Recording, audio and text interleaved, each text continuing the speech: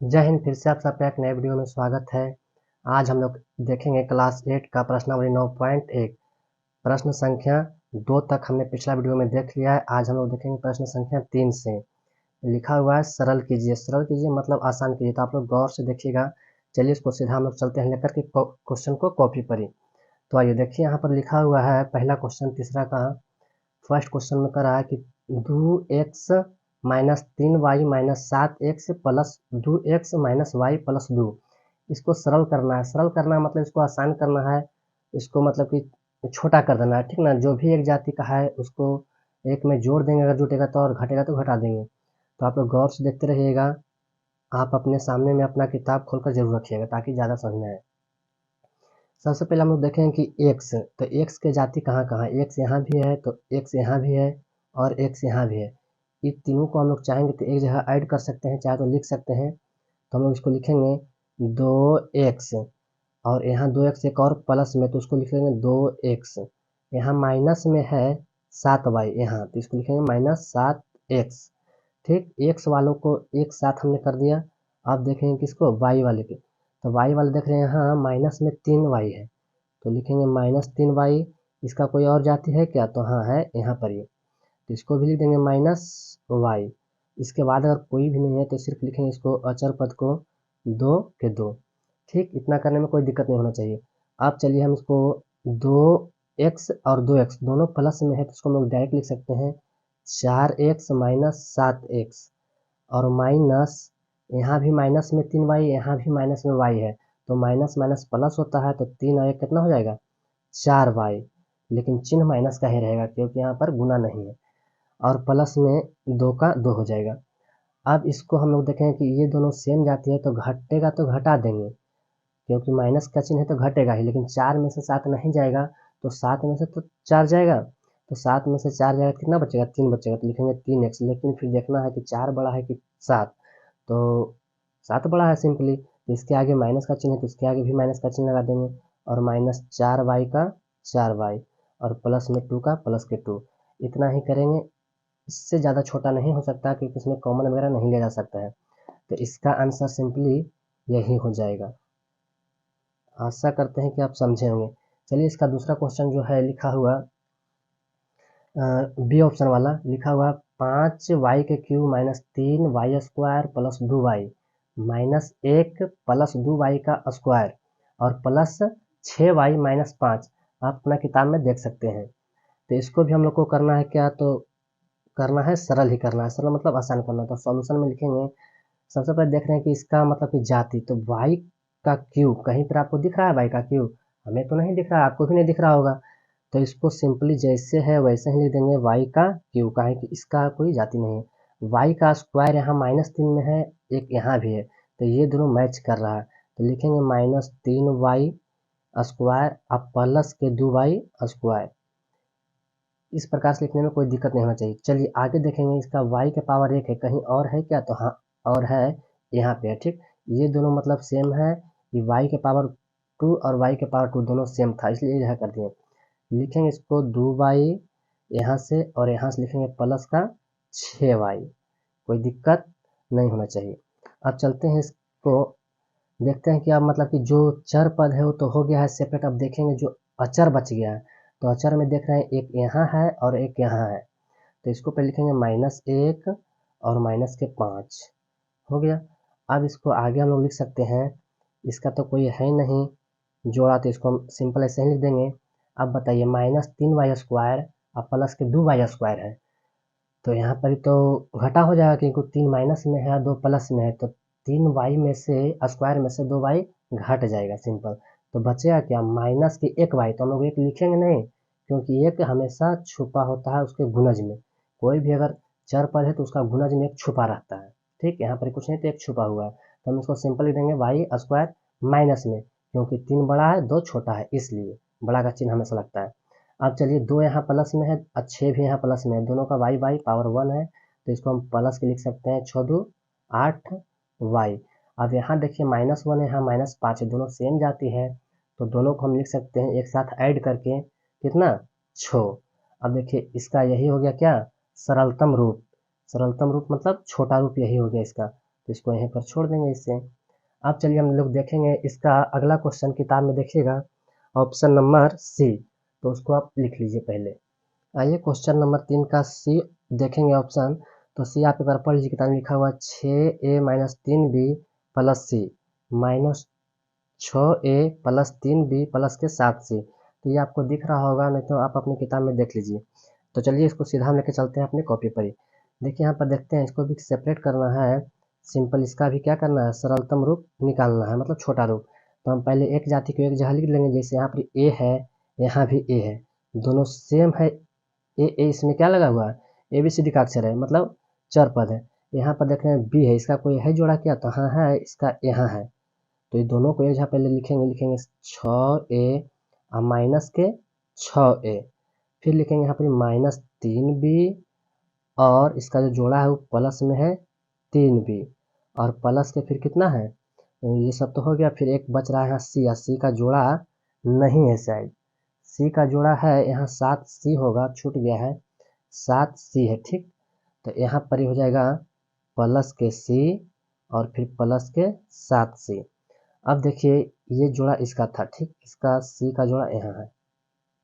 बताइए एक 6 प्लस में एक माइनस में तो कट जाएगा, आप चाहेंगे तो इसको काट सकते हैं, अन्यथा आप चाहेंगे तो उसका डायरेक्ट शून्य मान रख सकते हैं।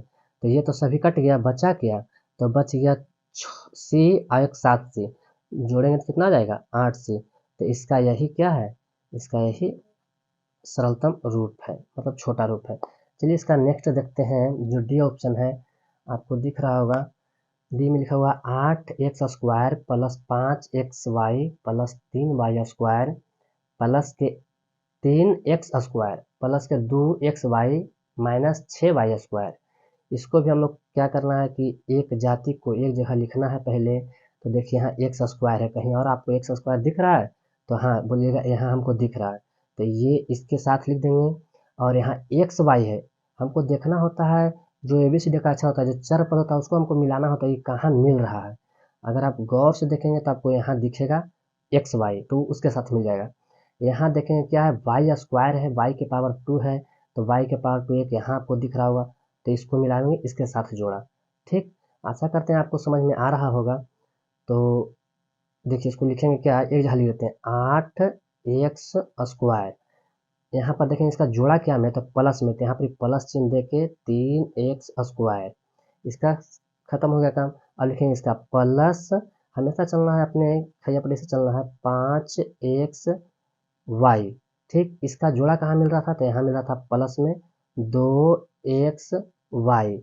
इसका जोड़ा कहाँ मिल रहा है, तो लिखेंगे प्लस 3y², इसका जोड़ा यहाँ है, लेकिन माइनस में, चिन्ह पर विशेष ध्यान दीजिएगा, अन्यथा गलत हो सकता है ऐसे। अब इसको लिखेंगे, जो जुटेगा उसको जोड़ेंगे, जो घटेगा उसको घटा देंगे। यहाँ देख रहे हैं कि प्लस का चिन्ह है, दोनों सेम जाती है, तो 8 और 3 कितना होता है, 11 होता है।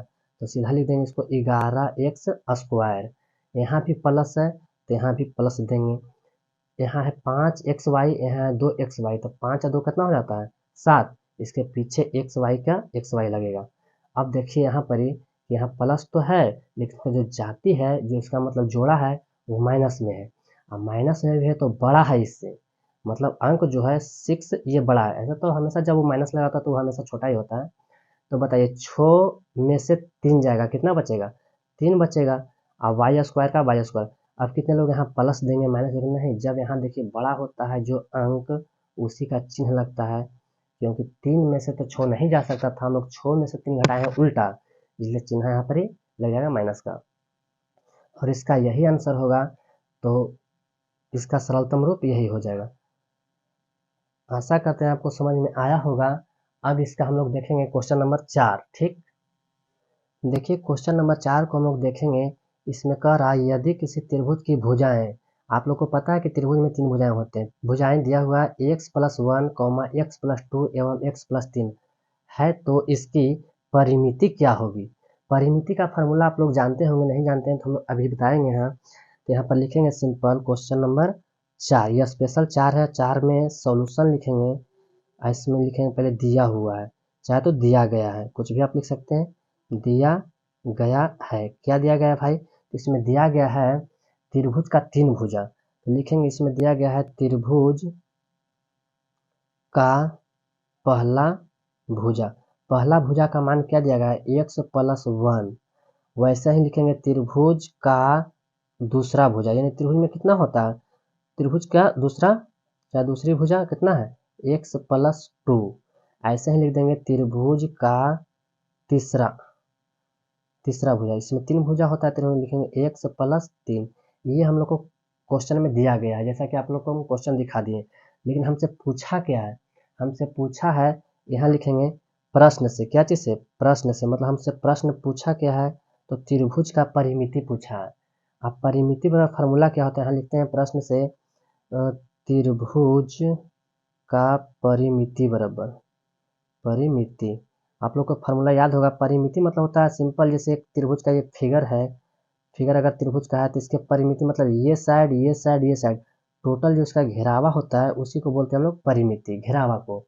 ठीक है, तो परिमिति होता है त्रिभुज का परिमिति कि तीनों भुजाओं का योग, तीनों भुजाओं का योग, इसको आप लोग याद रखिएगा, तीनों भुजाओं का योग, योग मतलब जोड़ होता है। ठीक, योग मतलब जोड़ होता है, तीनों भुजाओं का योग। एक स्पेशल त्रिभुज के लिए एक और फार्मूला होता है त्रिभुज का परिमिति बराबर, एक होता है समबाहु, अगर त्रिभुज रहे ना समबाहु त्रिभुज, तो उसके लिए एक अलग होता है परिमिति बराबर फार्मूला, होता है 3 गुने भुजा। 3 गुने भुजा इसलिए होता है क्योंकि उसका तीनों भुजा आपस में बराबर होता है, जबकि जो ये फार्मूला है ये सभी त्रिभुज के लिए मतलब कि मान्य होगा, सभी त्रिभुज में ये काम कर जाएगा। तो लिखेंगे त्रिभुज का तीनों कोनों का योग, बताइए त्रिभुज के तीनों भुजाओं का योग, सॉरी तीनों कोनों का नहीं, भुजाओं का योग। पहला भुजा दिया हुआ है क्या x + 1, और दूसरा भुजा क्या दिया हुआ है x + 2। अब क्वेश्चन इसका जो होता है फार्मूला वो बोला है योग, योग मतलब क्या जोड़ते हैं, यहाँ भी पड़ेगा जोड़ का चिन्ह। वैसे ही तीसरा भुजा बोला है कितना x + 3, योग बोला इसलिए यहाँ भी जोड़। अब बताइए इसमें एक जाति x x x, तीनों एक जाति है, तो लिखेंगे जोड़ में है तो 3x लिख देंगे जोड़ के, 1 + 2 3 हो गया, 3 3 करना हो गया 6 हो गया, इसको हम लोग यहाँ भी छोड़ देंगे तो आंसर हो जाएगा। लेकिन आपको किताब में शायद कॉमन लेके दे रहा होगा, तो हम लोग कॉमन लेने के लिए भी जानते हैं कॉमन कैसे लिया जाता है।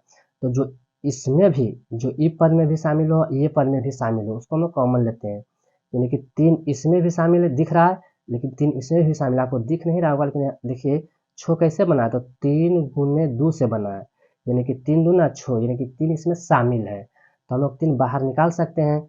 तो 3 जब बाहर निकलेगा तो यहाँ से 3 निकल गया तो बचा के यहाँ पर x, प्लस के प्लस हो जाएगा, और यहाँ से जब 6 था तो इसमें से 3 निकल गया तो बचा क्या 2 बच गया यहाँ पर।